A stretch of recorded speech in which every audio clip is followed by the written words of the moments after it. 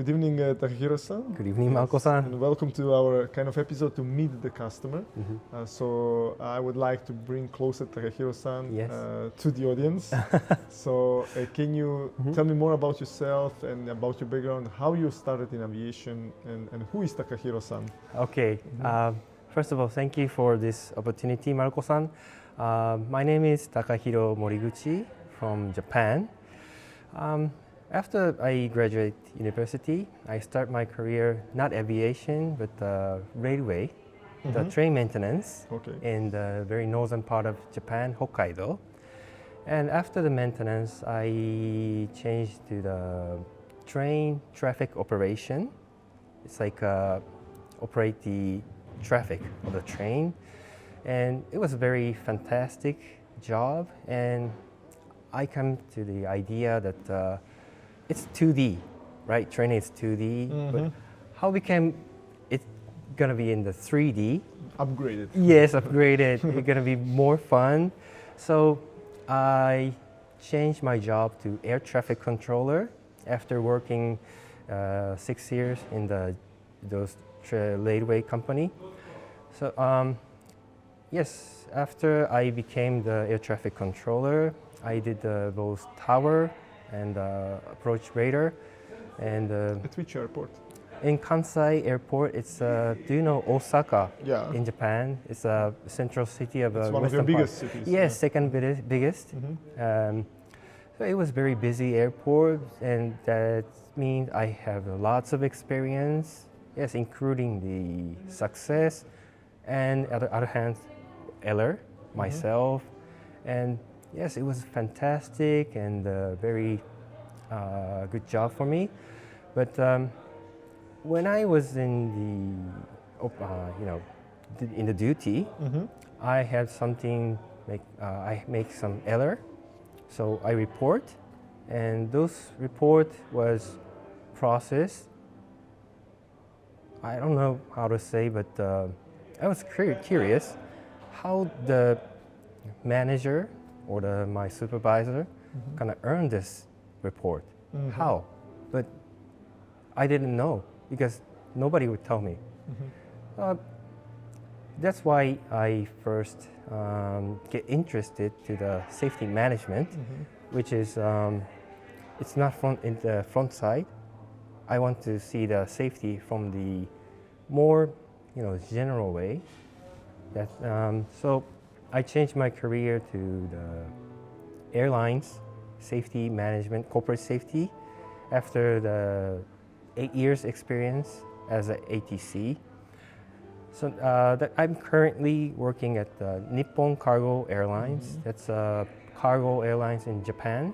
We operate 8 747, and it's a very unique company because it's a Japanese company though. We have lots of branch out of Japan, and also the more than half of pilots are from the foreign country. So there's lots of diversity and the different aspect of the safety culture.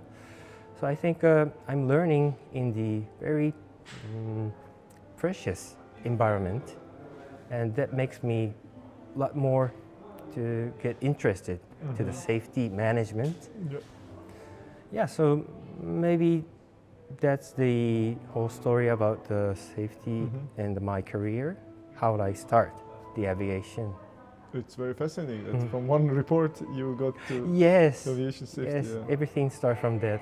Yeah, but how you can could you apply the basically kind of analytical skills that you developed during your ATC career period to aviation? Because aviation is also about analytics, kind of noticing patterns, trends. Could you apply the skills that you had in ATC in aviation safety?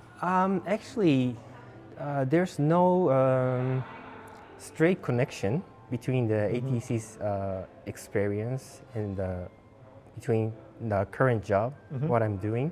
But yes, I think mindedness to the safety or how the frontline people feel when they are doing their duty, I can understand their feeling because I have experience as a frontline person. Yeah.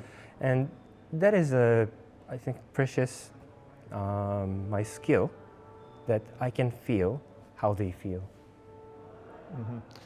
So that experience helped you today Yes. to better understand and adopt your SMS Yes. to your frontline. Yes. Yeah. Because first I start studying about SMS in NCA. I had a very clear view that what I was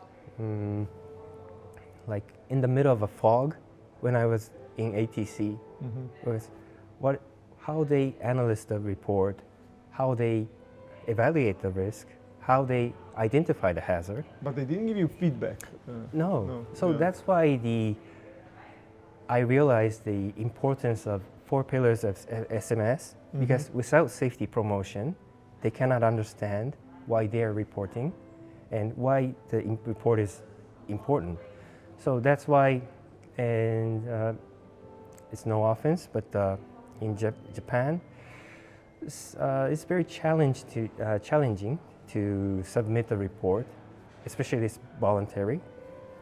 So my job is to down those barriers. Yes, barriers, to avoid the barrier that everyone can submit the report without any hesitation. So, and to receive the feedback. Yes, yes. So it's all about the SMS. If we do the good movement 4 pillars, everything go, perfect. But sometimes people misunderstand that 4 pillars is like a process and system. Yes, it does system, but if you want to move those 4 pillars, how do I say? I'm sorry. Well, like to improve them. Yes. It's about the human heart, I think. We want to motivate them. We want to encourage them. We need to do that because that is the engine of SMS. Yeah, you're right. But okay, maybe we can move towards the technology aspect. When I visited you guys in Japan, I had that kind of luck that I was able to visit your beautiful country and to meet your colleagues. What I have noticed in general in Japan, that you're such a technological country, but in the aviation kind of sector, in the SMS, you're still a little bit in the past. Yes. So how you explain that? Well, I think it's related to it's my opinion. It's a good way and the bad way of Japanese culture is most of Japanese people are very disciplined and well trained and try to be strict to the rule. So they have a common sense that if you are doing right or following the rule, nothing will happen. But in the real world, especially in aviation, it's not like that. There's lots of uncontrolled risk, risk. So, some point, our discipline and our mindedness, well, it works good, but when it beyond the situation, which we couldn't control, it collapsed. And also,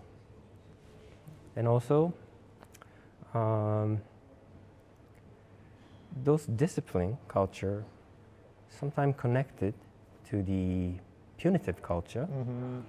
And so in the punitive culture, people are afraid to change. But SMS, world of safety, always change. Yes, you should not stop doing something, or you should happy to be changed. But Japan, I think, we are island, so sometimes we feel like we can do by ourselves. We are afraid to interrupt or have intervention on the outer world. So I think that's why you feel like that. But do you see it like improving in the last couple of years in Japan? Because I do feel like you are curious about the new technologies from outside of Japan. You know, how you can incorporate it in your companies. Yeah, I think it's a very good question because that's my lucky point. Because my supervisor and my boss try me to go see outside. So I have a great opportunity to have a IATA's training, and also when visiting IATA's WSOC and meet you. So that's the change of the breakout from the traditional culture to the world standard. Okay, yeah, we can stay on the technology aspect.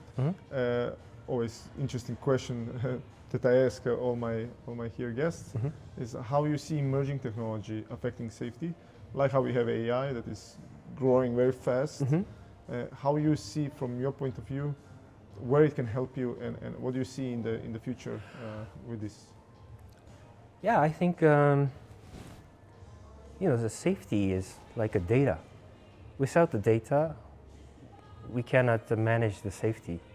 So, all the AI or those technology can help us to correct the data, analyze the data, and suggest us from the data, and we can make a decision.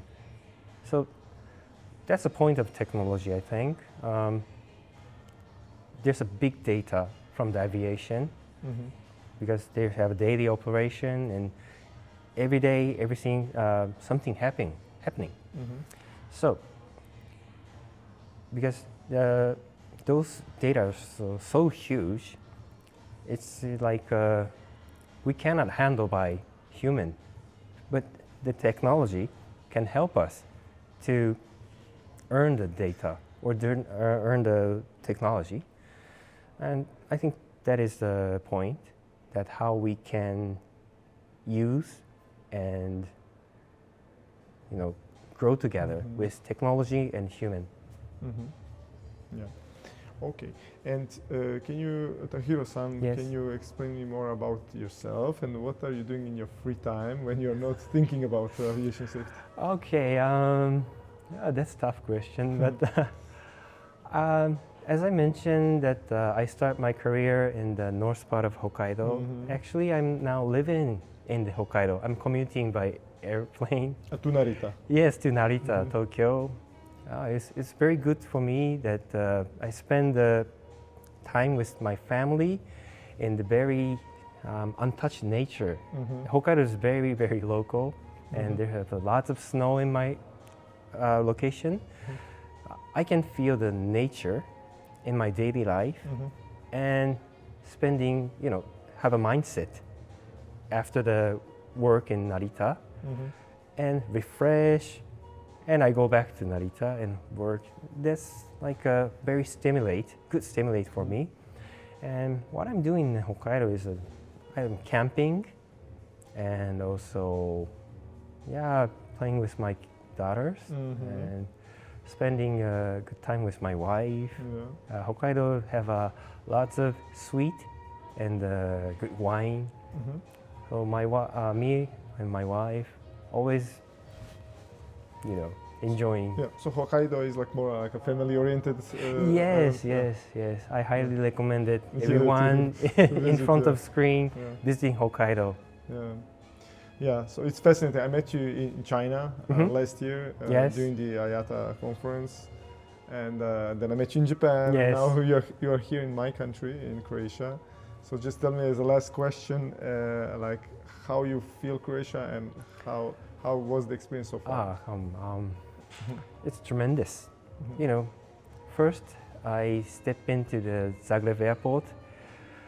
I feel something like very relief because the color of your country is like very vivid for me.